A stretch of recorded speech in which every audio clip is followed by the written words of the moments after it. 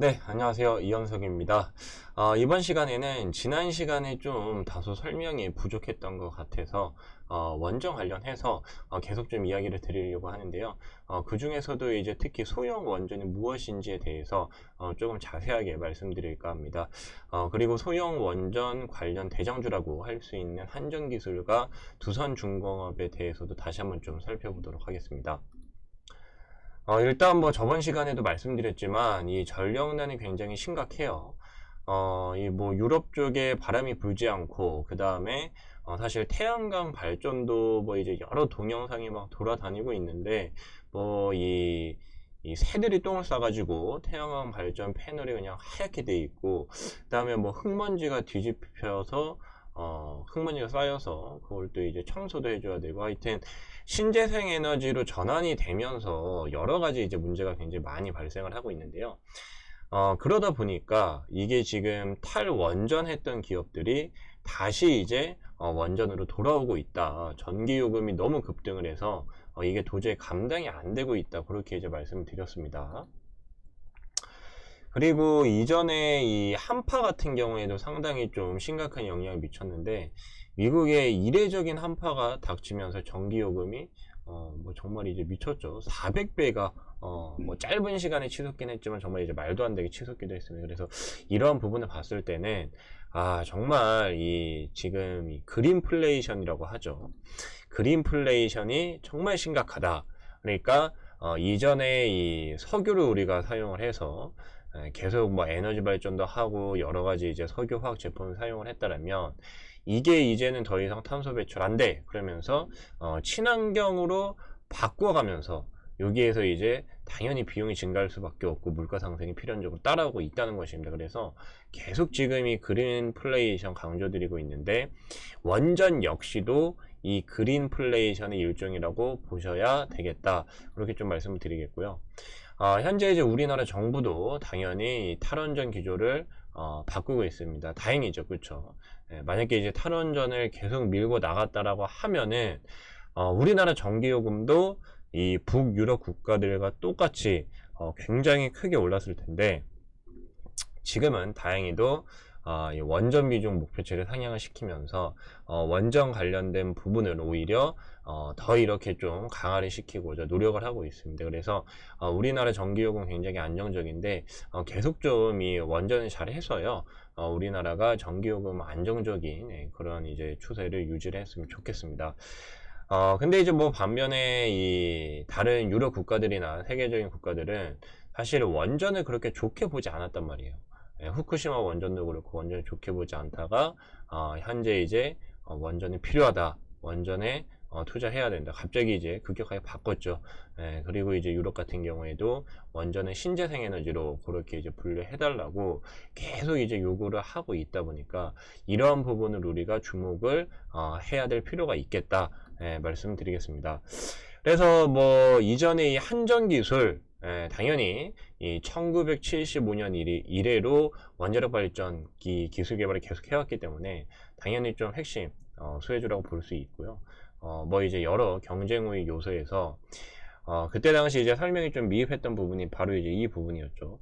소형 모듈 원자로 요거를 이제 소형 원전이라고 하는데 SMR이라고 합니다. 근데 요거 관련해서 오늘 좀 디테일한 설명을 드릴까 하고요. 지금 이제 두산중공업 같은 경우에도 당연히 이 소형 원전 관련된 실제 이제 수출이 이루어지고 있다. 지금 소형 모듈 원전 수주 잔고가 연평균 한 1조 원가량 증가할 거, 이런 이제 이야기가 돌고 있습니다. 그래서 오늘은 이 소형 원전에 대해서 좀 자세하게 알아보려고 하는데요. 일단 이 뭐 백과사전에 따르면 소형 모듈 원전이라는 것은 뭐냐, 스몰 모듈러 리액터. 그래서 사실 뭐 원전을 조그만하게 이제 만들었다고 보시면 됩니다.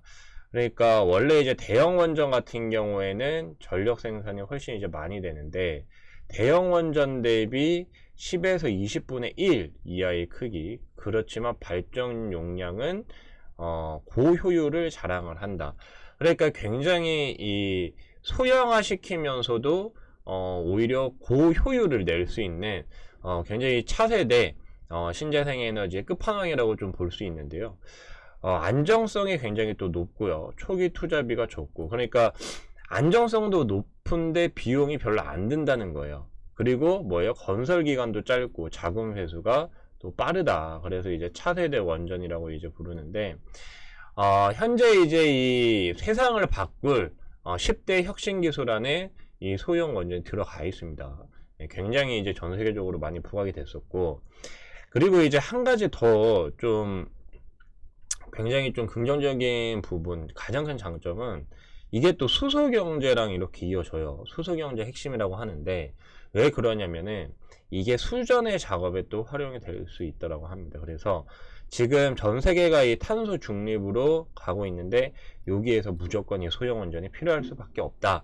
그렇게 좀 말씀을 드릴 수가 있겠고, 좀 더 이제 디테일하게 좀 설명을 드리면 한국원자력연구원 여기에서 굉장히 좀 이 영상을 잘 만들었더라고요. 그래서 좀 이 영상 이미지를 보시면서 같이 좀 이해를 하셨으면 좋겠습니다.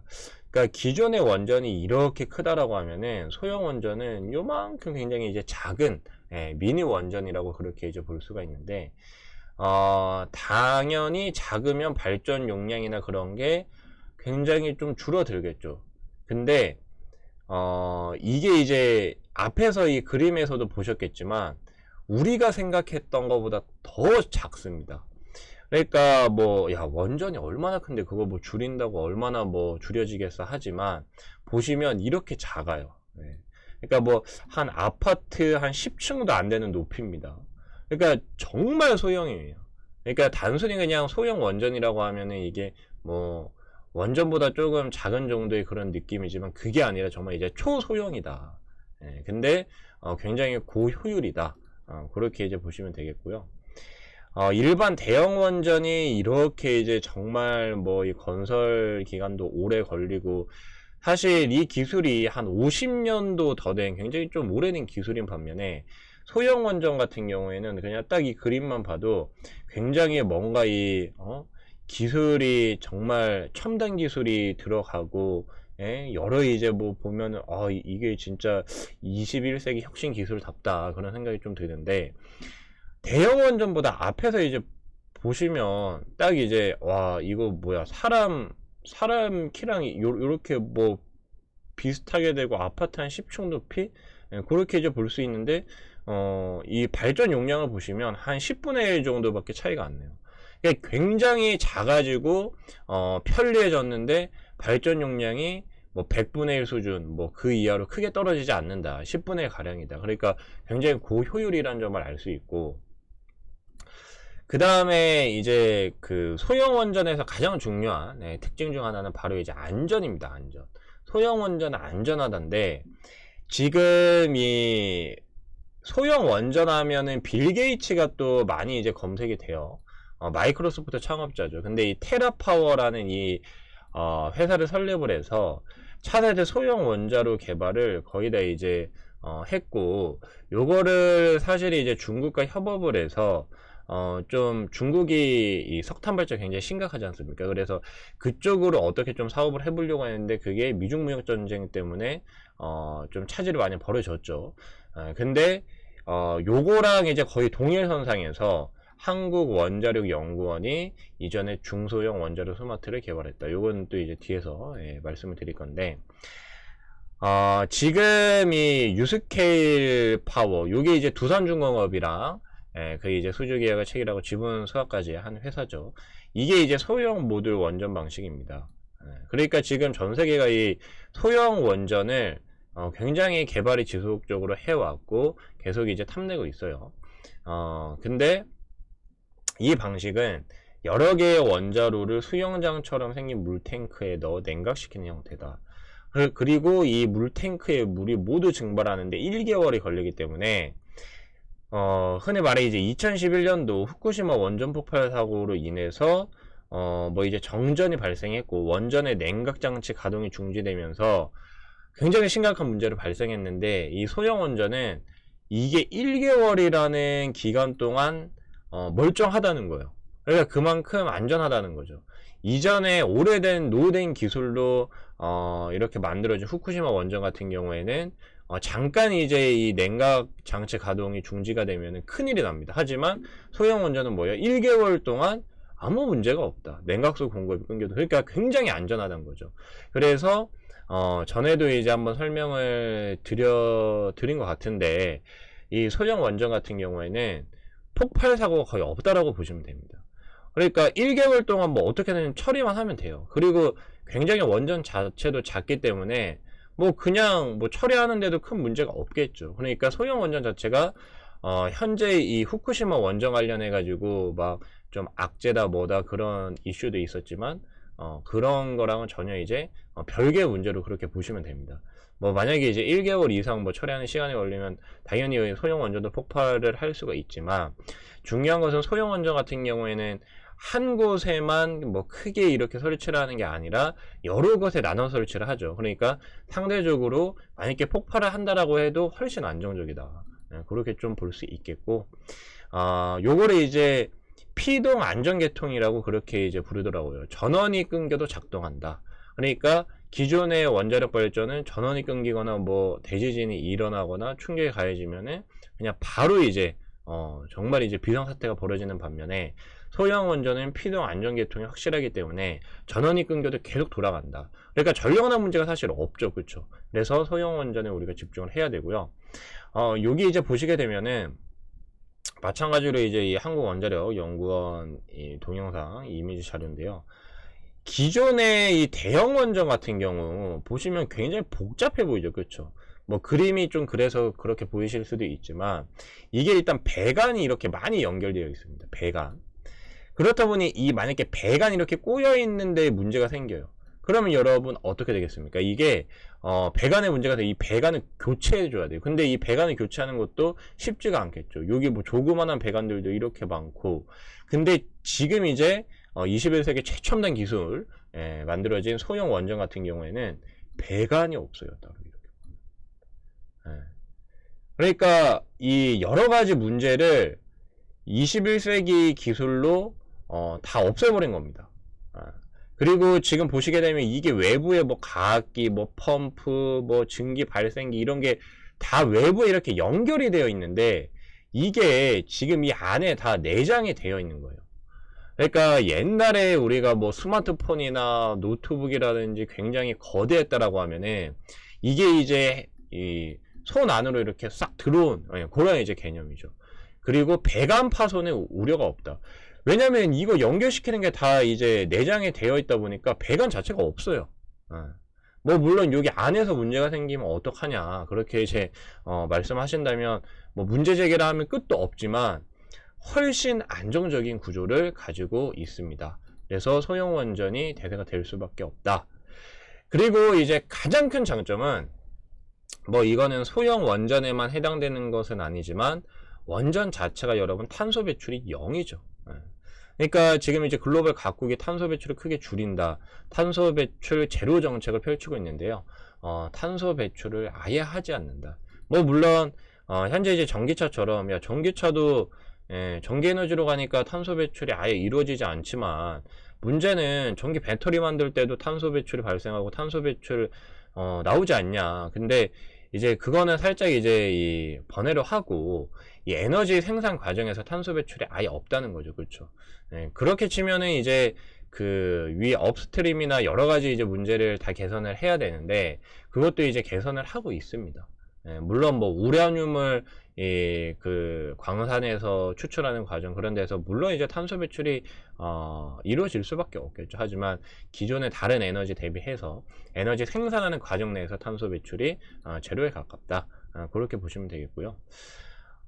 그리고 이제 앞서 말씀드렸던 그 수소 관련해서도 원자력이 이 소형 원전에 뜰 수밖에 없다라고 했는데, 지금 보시게 되면은 이러한 좀 복잡한 구조죠. 그렇죠? 요런 이제 복잡한 구조인데, 어쨌든 지금 이 스마트 원자로에서 발생한 증기, 요게 이제 소형 원전입니다. 우리나라에서 개발한 소형 원전이 이제 스마트인데, 여기에서 이제 발생한 증기를 가지고 지금 이 전기 생산에 이렇게 이제 활용을 하고, 또 바닷물을 증발시켜 또 이제 담수로 전환합니다. 그러니까 이게 지금 소형 원전이 어디서 많이 뜨냐면요. 사우디나 중동 국가들한테 굉장히 이제 각광을 받고 있어요. 왜냐면 거기는 물이 없잖아요. 그렇죠? 사막이잖아. 근데 하루 4만 톤 물을 생산해 준대. 전기 생산도 하면서 물까지 생산해 준대. 대박이죠. 그렇죠? 그래서 우리나라 이제 한국 원자력도 이 사우디랑 수출 계약도 실제로 하고, 그런 움직임이 굉장히 이제 활발히 벌어지고 있다. 그러니까 저도 요번에 이제 조사하면서 처음 알게 된 사실인데, 이거 수소 에너지 관련해서도 상당히 좀 부각이 되겠구나. 그리고 이 담수화 플랜트나 여러 가지 정말 진짜 혁신 기술이구나. 세계 10대 이 기술 안에 당연히 들어갈 수밖에 없겠구나. 그런 생각이 많이 들더라고요. 그래서 굉장히 친환경적이다. 그러니까 친환경을 만드는 그런 소형 원전이다라고 그렇게 이제 보시면 되겠고, 그 다음에 또 이제 경제적이기까지 합니다. 굉장히 경제적이에요. 보시면 LNG 발전 같은 경우에는 1kWh 생산하는데 12센트가 됩니다. 근데 소형 원전은 이것보다 훨씬 싸요. 거의 이제 좀 저렴하게 생산한다라고 하면 최저가라 해야 되나요? 6센트 정도고, 대형 원전이 4센트에서 5센트 정도 안정적인데, 대형 원전만큼은 사실 경제적이지 않겠지만 지금 요거는 에너지 비율만 본 거고요. 어떤 이 생산하는 데 드는 비용적인 부분이나 그런 거를 다 감안을 하면은 당연히 소형 원전이 훨씬 경제적이다. 그래서 경제성까지 갖추고 있습니다. 지금 이제 가장 문제가 되는 게 신재생 에너지가 뭐예요? 발전 단가가 높고, 그 다음에 이거 설치해도 너무 이제 저효율이라는 거죠. 뭐 바람이 안 불면 풍력 발전 안 돼, 태양 안 뜨면 태양 발전 안 돼. 근데 보니까 소형 원전은 그런 거 다 필요 없다. 근데 거기에다가 경제적이기까지 하다. 그러니까 사실 이 소형 원전을 안 할 수가 없습니다. 근데 그게 최근에 전력난 덕분에 진짜 이제 제대로 부각이 되기 시작했다. 그렇게 이제 보시면 되겠고, 이 소형 원전은 앞에서도 이제 굉장히 좀 작다. 정말 뭐 미니 원전 그 정도 개념이 아니라 초소형 원전이라고 보시면 된다고 말씀드렸는데, 이게 여러분 이렇게 모듈형이에요. 그러니까 조립 설치가 가능합니다. 우리가 이제 집 같은 경우에도 지금 막 그냥 조립해가지고 컨테이너 박스 뭐 그런 거에 실어가지고 뭐 트럭 뒤에다가 이제 배송하고 그러잖아요. 그러니까 이 소형 원전도 똑같이 그렇게 돼요. 그러니까 대형 원전은 절대 그럴 수가 없죠. 그렇죠? 그냥 거기에서 만들어서 계속 이제 뭐 건설을 해야 되는데, 소형 원전 같은 경우에는 모듈형이고 조립 설치가 가능하다 보니까 이게 된다는 겁니다. 그러니까 이 생산하는데 걸리는 시간, 만드는데 걸리는 시간이 1년 이하로 굉장히 짧아요. 뭐 6개월 안에도 굉장히 작은 이 소형 원전 같은 경우 만들어진다고 하고요.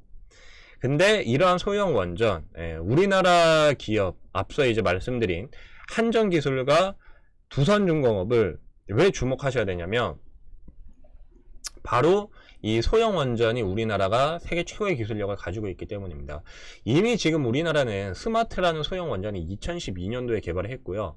실제로 세계 최초로 사우디에 수출을 하기도 했습니다. 그래서 당연히 세계 최고의 기술력을 가지고 있으니까 그 관련 기업들도 부각이 될 수밖에 없겠죠. 왜냐하면 이게 뭐 전부 다 정부에서만 할 수는 없는 사업이고, 여러 이제 민간 기업과 협업을 통해서 이루어진 이런 쾌거이기 때문에 당연히 우리는 그 기업에 주목을 하셔야 된다. 그래서 뭐 한전기술이나 두산중공업이 계속 지금 주가가 오르고 있는 것도 바로 이러한 글로벌 트렌드, 소형 원전이라는 굉장한 장점 때문이다. 그렇게 이제 보시면 되겠습니다.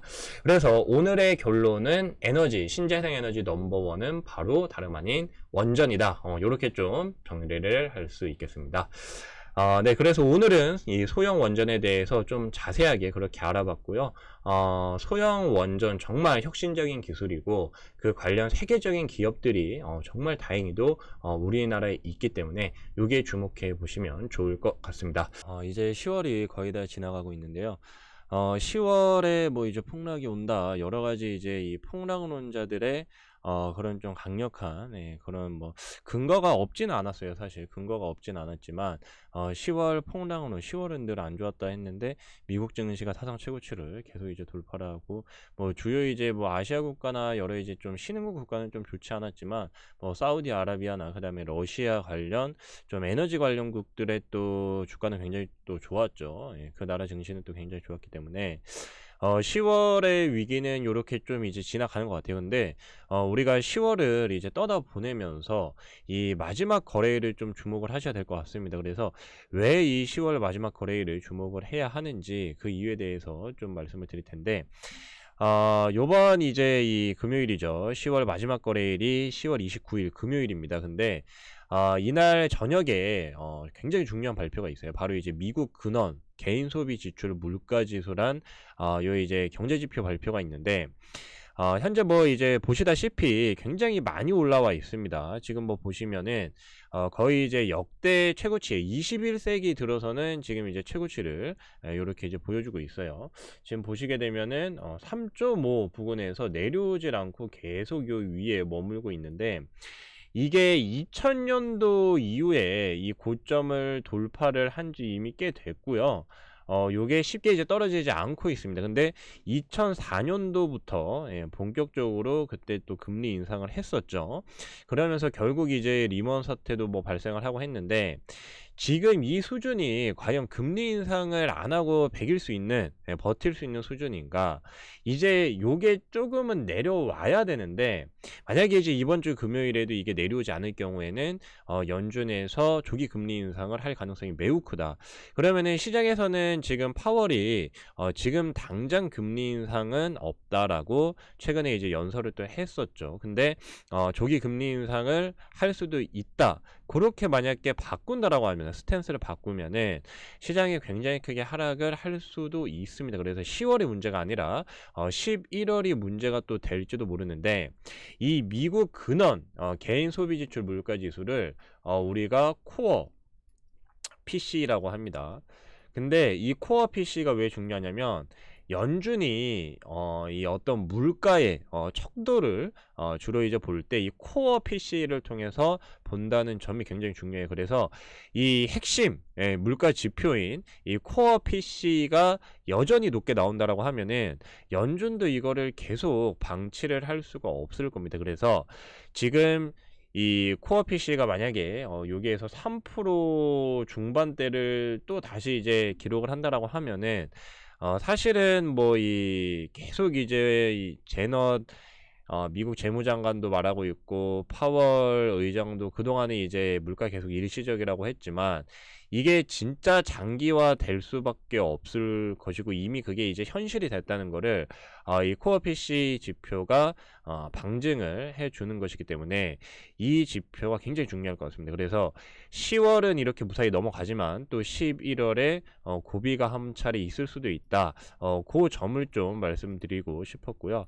10월을 이제 떠나 보내면서 조금 이런 부분 좀 우리가 단순히 뭐 주가는 늘 올랐어 그런 관점보다는 단기적으로 좀 스마트하게 투자를 하기 위한 좀 준비를 하셔야 될 것 같습니다.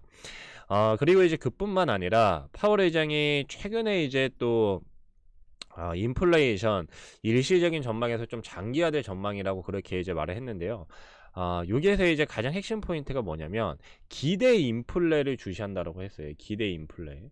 근데 이 기대 인플레이션율이라는 거는 사실 심리적인 부분이기 때문에, 이거를 뭐 어떻게 이 심리적인 부분에 컨트롤을 하기가 굉장히 어렵죠. 그렇죠? 그러니까 예를 들어서 이 코로나 때 우리가 마스크 대란이 벌어졌고, 그 이후에 원자재 이 투기 원자재 가수요가 크게 붙었지 않습니까? 그런 것처럼 이게 물건이 굉장히 부족하다라는 그런 이제 생각이 들 경우, 이게 사실 쉽지가 않아요. 그 어떤 심리를 잡기가 쉽지가 않습니다. 그러니까 물가가 지금보다 더 오를 것 같아, 너무 세, 더 갈 것 같아라는 심리가 계속 붙게 되면요, 이 심리를 눌러줘야 돼요. 그래서 이제 최근에 중국 당국에서 철강 가격을 통제하기 위해서 굉장히 이제 많은 그리고 강력한 정책을 시행을 했죠. 그러면서 실제로 중국 철강석 가격은 많이 좀 눌렸습니다. 반면에 이제 글로벌 철강 가격은 그렇게 크게 눌리지를 못했는데요. 이게 바로 이제 심리적인 부분. 즉 그러니까 정부에서 강력한 좀 억제 정책, 뭐 우리나라 지금 부동산 정책 같이 뭐 이제 대출 쪼이고 뭐 그런 정책들처럼 이러한 뭐 규제책이라든지 아니면은 이 심리를 꺾을 만한 그런 이슈가 없으면 지금 계속 이렇게 올라올 수밖에 없다는 거예요.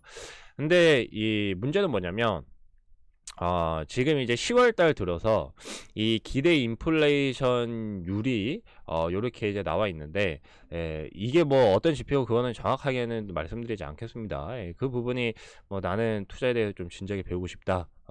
정말 지금 이 사태의 심각함이 매우 좀 위중한 것 같다.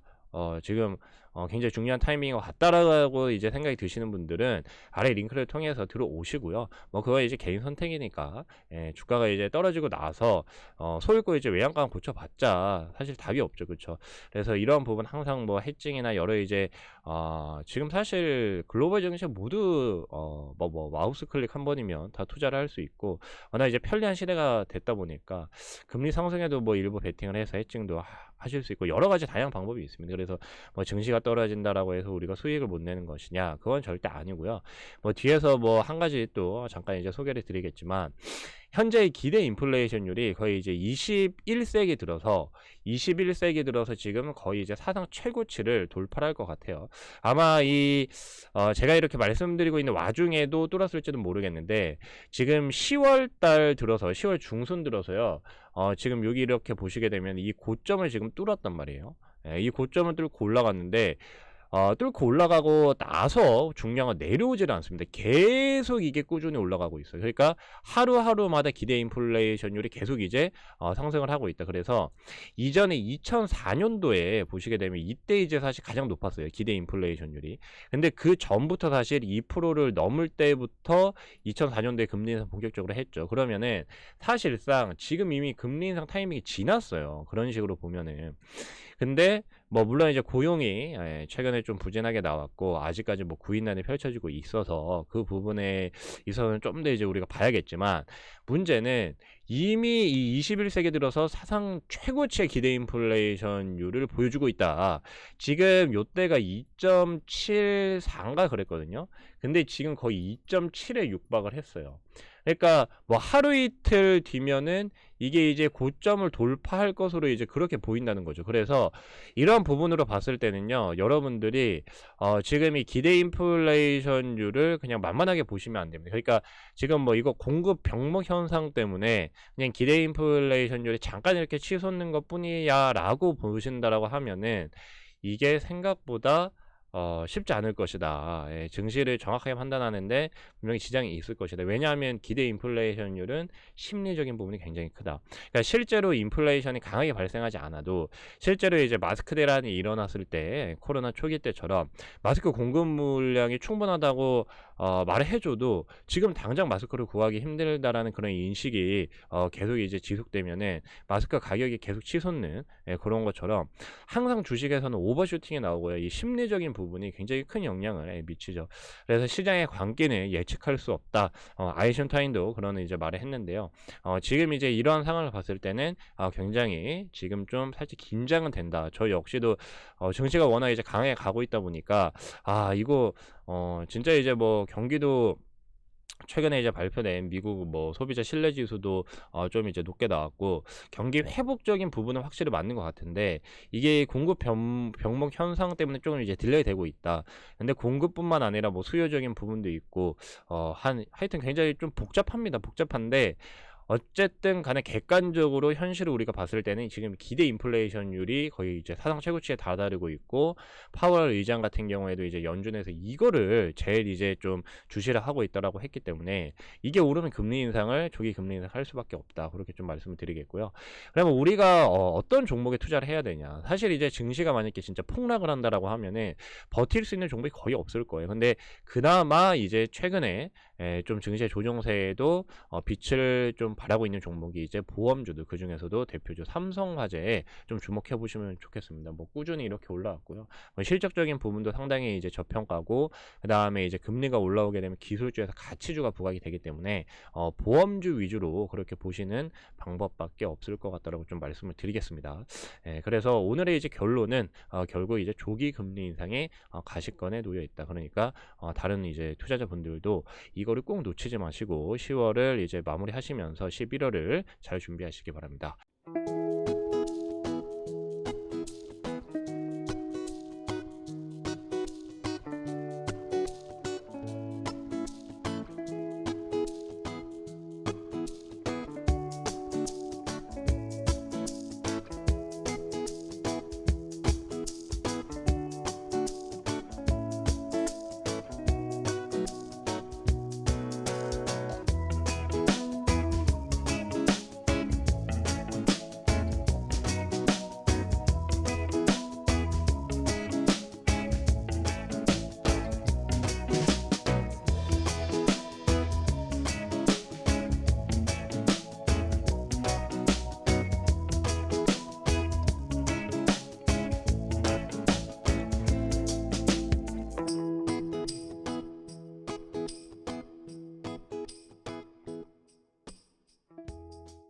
네, 안녕하세요. 주식구조대 이현석입니다. 만나서 반갑습니다. 네, 오늘은 10월 26일 시장 간단히 살펴보고요. 특징주에 대해서 함께 알아보도록 할 텐데요.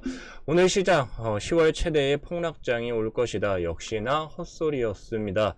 10월에 폭락장 오니까 조심해라. 그러한 이제 여러 가지 다양한 우려 섞인 목소리가 많았죠. 그쵸? 뭐 사실 여러 가지 이제 뭐 공급난을 비롯해서 뭐 물류 대란이라든지 그 다음에 경기도나 시그널로 인해 주식시장이 하락할 만 했습니다. 그리고 이제 실제로 뭐 보시게 되면은 일부 이렇게 뭐 하락이 보였었죠. 하락이 보였었는데 지금 보면은 월봉상으로 봤을 때 코스닥 현재 이제 플러스 전환을 했다. 그리고 코스피 역시도 마이너스 0.64%. 이게 어떻게 폭락일까요? 다소 좀 우려가 너무 이제 심했던 그런 부분이 아니었나 그런 생각이 들고요. 공급망 문제도 불구하고 수요가 이제 대폭발하면서 사실 이게 이제 가장 중요합니다. 그러니까 아무리 공급난이어도 문제는 이게 공급망 부분적인 그런 어떤 부분, 무슨 말인지 모르겠네요. 그런 부분 때문만이 아니라 결국 이제 수요적인 부분, 즉 이제 소비가 강력하게 붙었다는 거죠. 그러니까 소비가 없이 그냥 공급난이 발생했으면 당연히 이게 뭐 공급망 때문이다, 증시가 뭐 대공황이 온다, 뭐 그런 이제 여러 우려처럼 될 뻔도 했지만 중요한 것은 이제 전세가 위드 코로나로 가면서 보복 소비가 강력하게 붙고 있다. 그래서 뭐 인버스 투자자들은 항상 좀 그런 것 같습니다. 항상 울상이에요. 증시가 하락할 것이다라고 내가 확신을 하고 인버스를 이제 투자를 하는 건데, 그러니까 증시 반대로 이제 베팅을 하는 건데, 뭐 코로나 때도 그랬고 코로나 터지고 급락하고 나서 거기서 이제 급락하고 나서 인버스 들어가신 분들, 여기 이제 코스피로 보면 이제 요때 이제 인버스를 들어가신 거죠. 지금 증시 올라온 거를 보면은 마이너스가 정말 엄청나게 심하지 않을까 그런 생각이 드는데, 인버스는 절대 함부로 하는 것이 아니다. 요번에도 이제 그런 큰 교훈을 좀 얻었고요. 하지만 확실히 좀 경기적인 부분은 이 공급난으로 인해 둔화가 좀 보이고 있습니다. 다만 이 경기는 지금 살짝 좀 둔화되는 모습을 보이고 있지만 뭐 신규 수주라든지 주문량 자체는 계속 이제 오다가 들어오고 있으니까요. 이런 부분에서 봤을 때는 지금 당장 경기가 꺾일 것이냐 그렇게 보기는 힘들다. 그로 인해서 금리가 지금 뭐 최근에 뭐 많이 오른다 만다 그런 여러 가지 이제 소식들이 많지만 그럼에도 불구하고 증시는 계속 간다. 개가 짖어도 증시는 간다. 그렇게 좀 정리를 할 수가 있겠고요. 오늘 이제 특징주를 보시게 되면은 기본적으로 이 반도체주들이 좀 강한 그런 이제 반등세를 보여줬습니다. 대표적으로 지금 삼성전자가 1% 넘게 올랐고, 그 다음에 SK하이닉스가 현재 2% 넘게 좀 한 3.5%까지 올랐는데요. 다소 이제 좀 눌리는 그런 모습이 보여줬죠. 이게 이 뭐 엔벨로프 하단이나 그 다음에 뭐 이제 볼린저 밴드 하단, 그 다음에 RSI 요런 이제 보조지표 하단, 요게 이제 맞물려서 요런 이제 시그널이 나올 때마다 조금 이렇게 반등을 하는 그런 이제 반도체 좀 특징이 있다 보니까 어떻게 보면 좀 좋은 저점 매수가 되지 않았나 그런 생각이 드는데요. 요번에 이제 이 반도체 업종의 좀 반등세는 대만에 이제 또 큰 지진이 났죠. 그렇죠. 그러면서 이제 반도체 가격이 상승하는 그런 좀 모습이 나왔습니다. 그래서 뭐 전날에 이제 미국 반도체 기업인 마이크론도 좀 급등을 했고요. 코로나가 끝나면서 사실 이런 어떤 비대면 서비스, 요게 이제 조금은 감소할 것이다. 그런 이야기가 좀 돌면서 반도체 가격 약세도 좀 보였는데, 사실 뭐 이 위드 코로나로 가서 코로나 끝난다라고 해도 과연 그렇게 될까 싶어요. 그러니까 비대면 서비스도 좀 계속되지 않을까 그런 생각이 좀 드는데, 마스크도 뭐 계속 좀 써야 될 것 같고요. 그래서 일단은 저점에서 관점으로 보시는 게 맞지 않을까 그런 좀 생각이 듭니다. 반도체 투자 이유는 굉장히 심플한데, 우리 주변에 보면 모두 다 이제 반도체죠. 그렇죠? 반도체 없는 세상은 없다. 사실 이따가 또 말씀드리겠지만 테슬라가 천슬라가 됐어요. 근데 이 이유도 뭐 주변에 보면은 테슬라 정말 많이 돌아다니죠. 원래는 뭐 강남에서도 보기가 힘들었는데 지금은 뭐 주변에 둘러보면 전부 다 이제 거의 다 뭐 테슬라입니다. 전기차의 한 절반 이상은 테슬라인 것 같아요. 그렇다 보니까 또 테슬라가 천슬라가 되었고, 두 번째 이제 특징주는 원전인데, 원전 상승세가 조금 이제 지속됐습니다. 뭐 이제 한전기술이나 두산중공업이 이제 대표주죠.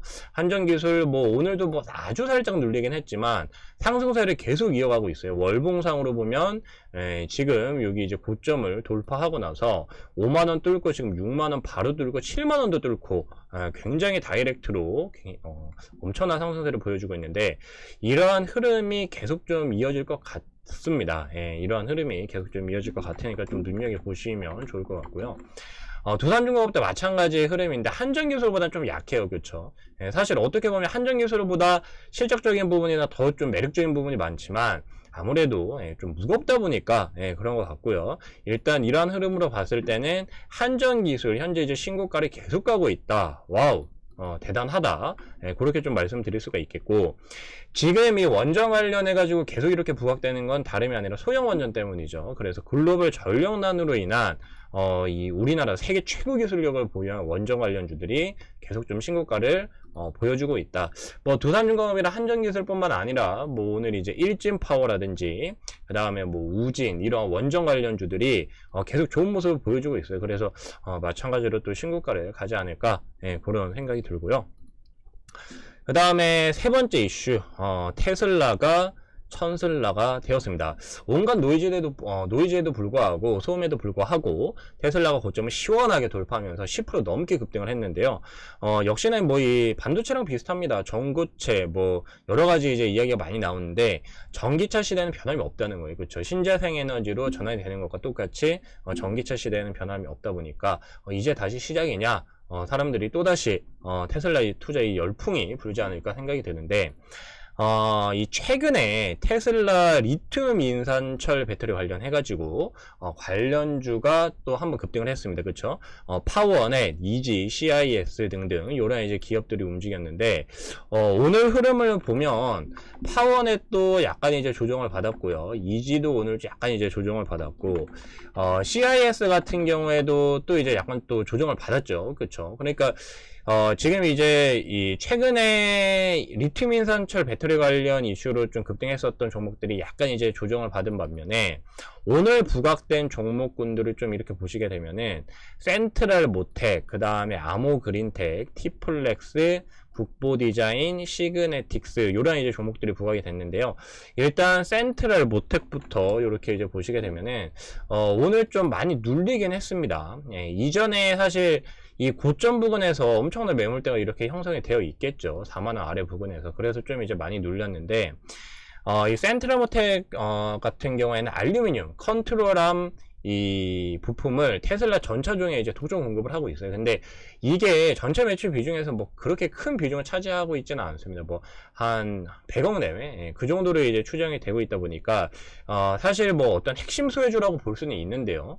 요게 이제 매출이 좀 더 이제 크게 늘어나야 되겠다. 좀 이제 그런 부분이고, 그 다음에 이제 두 번째 아모 그린텍은 사실 오늘 좀 가장 좋은 흐름을 보여줬고, 이게 이제 상장 이후에 사상 최고가를 보여줬습니다. 그래서 사실 이거는 매물대를 완전히 뚫어버렸기 때문에 좀 이제 추가 상승 기대감을 우리가 충분히 가질 수 있지 않을까, 기술적으로 그렇게 이제 보이는데, ESS 사업 부분에서 요거는 이제 리튬 인산철 배터리 중국 매출이 본격화되고 있다, 그런 이제 소식이 들려왔습니다. 그러니까 리튬 인산철 배터리 관련 중국 매출이다 보니까 리튬 인산철 배터리는 테슬라에서 최근에 이 채택을 한 거고, 중국 쪽은 지금 어떻게 보면 가장 큰 전기차 시장이다 보니까 굉장히 좀 호재가 있죠. 그렇죠? 그래서 아모그린텍은 우리가 기술적 분석이나 그리고 어떤 기본적 분석, 어떤 뭐 이슈나 그 다음에 현재의 사업 구조로 봤을 때 좀 주목을 해봐야 되지 않을까, 그렇게 좀 생각이 들고요.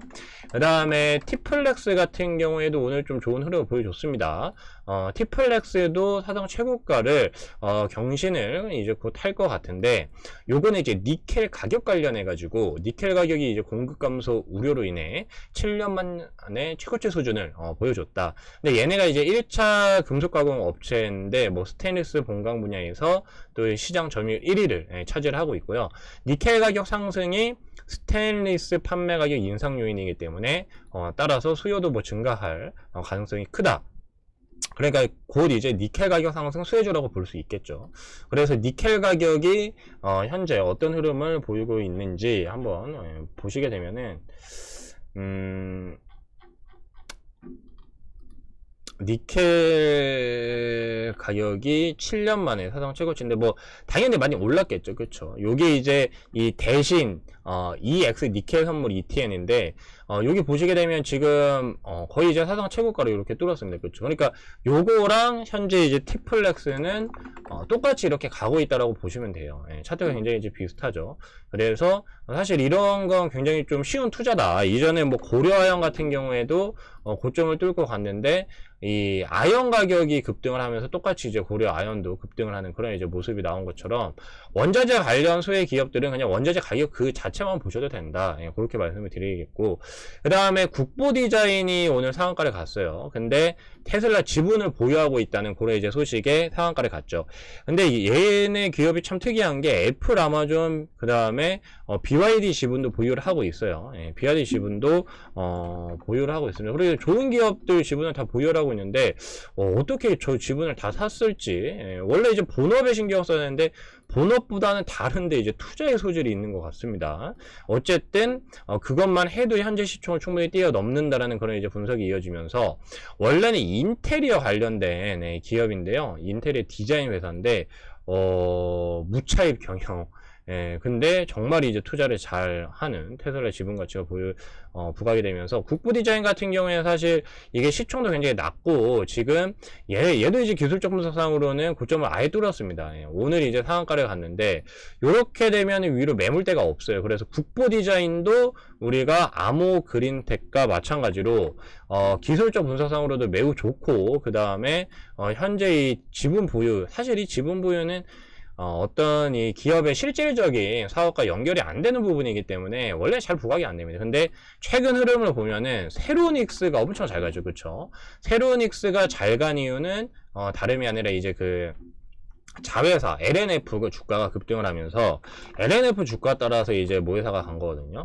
그러니까 이러한 관점에서 봤을 때는 이게 굉장히 지금 어떤 지분 가치가 부각이 되고 있구나. 증시 전체적인 좀 트렌드가 그렇구나. 그러니까 지금 금리도 오르고 있고 가치주가 부각되다 보니까 지분 가치도 이제 덩달아서 부각이 되고 있습니다. 그래서 이런 부분을 좀 우리가 주목을 할 필요가 있겠고요. 그 다음에 뭐 시그네틱스도 최대 주주 테라닉스가 테슬라 모델 Y용 헤드램프 방열기판을 단독 납품 중이라는 소식에 오늘 또 상승을 했는데 시그네틱스도 뭐 나쁘지는 않은 모습인데 아직까지 얘는 뭐 보시게 되면 위에 이제 매물대가 한가득 쌓여 있어요. 그래서 2,000원을 돌파해야 좀 이제 본격적인 상승이 나올 것 같습니다. 그러니까 지금 이 국보 디자인, 국보 디자인이랑 그 다음에 아모그린텍을 우리가 좀 잘 봐야겠다. 그렇게 볼 수 있고 대장주는 국보 디자인으로 보인다. 그렇게 좀 정리를 해드릴 수가 있겠습니다.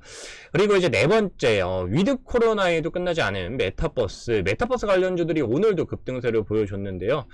위메이드가 와 대단해요. 위메이드가 고점을 돌파하고 지금 여기 이제 3만원 선을 돌파하고요. 무려 이제 5배가 넘게 뭐 미친 듯한 상승을 보여주고 있습니다. 근데 뭐 다른 게 아니라 위메이드 뭐 실적도 사실 나쁘지는 않은데요. 실적보다는 아무래도 이제 이슈적인 부분이 더 크죠. 블록체인 자회사 위메이드 트리 흡수합병 소식이 오늘 있었는데 플레이 투 원 시스템에 여러분들이 주목을 해야 됩니다. 이게 뭐 어떤 시스템이냐 그러면은 이게 게임에서 뭐 애완동물 같은 걸 키우고 교배해가지고 그걸 이제 팔면 실제로 비트코인을 벌 수 있는 거죠. 그러니까 비트코인 채굴이랑 어떻게 보면 좀 비슷한 개념이죠. 그러니까 야 게임하면서 돈을 벌어 하면서 많은 이제 이 게임 유저들이나 투자자들이 이 시스템에 지금 주목을 하고 있습니다. 그래서 위메이드가 이렇게 급등한 건 다름이 아니라 게임과 블록체인 사업을 연계시킨 것이다. 그러니까 즉 이 블록체인 관련 이슈로 이렇게 크게 부각이 되고 있는 거죠. 최근에 이제 비트코인도 신고가를 가면서 굉장히 좀 좋은 흐름을 보여주고 있는데 비슷한 관점으로 그렇게 이제 보시면 되겠고 뭐 NFT 관련된 부분도 있긴 하지만 뭐 그거는 또 다음에 또 말씀을 드리겠습니다. 그리고 두 번째 이제 자이언트 스텝이 있는데 종합 컨텐츠 기업인 아센디오와 컨텐츠 공동기획 및 제작을 위한 전략적 업무 협약 소식이 있었습니다. 이것도 뭐 일종의 컨텐츠니까 오징어 게임 효과라고 볼 수 있겠는데요. 자이언트 스텝, 정말 이제 큰 스텝을 계속 내딛고 있습니다. 또 이제 신고가를 갔어요. 뭐 하지만 실질적인 부분은 사실 그렇게 크게 좋지가 않습니다. 지금 이제 시가총액이 거의 1조에 육박하는데요. 매출액은 올해도 한 300억 초반대 기록할 것으로 보이고 올해도 영업이익 적자를 기록할 것으로 보이니까요. 이러한 기업들은 메타버스 관련 이슈로 가는 종목이다. 실적으로 가는 종목이 아니다라는 점 좀 유의를 하셨으면 좋겠습니다. 그리고 이제 마지막으로 52주 신고가 그 다음에 호실적 기업에 대해서 좀 말씀을 드리면요. 현재 JS 코퍼레이션이라는 기업이 이게 핸드백 만드는 기업이에요. 그래서 이제 수출하는 기업인데 와, 실적이 대단합니다. 3분기 영업이익이 무려 전년 동기 대비 기준으로 1923.23%.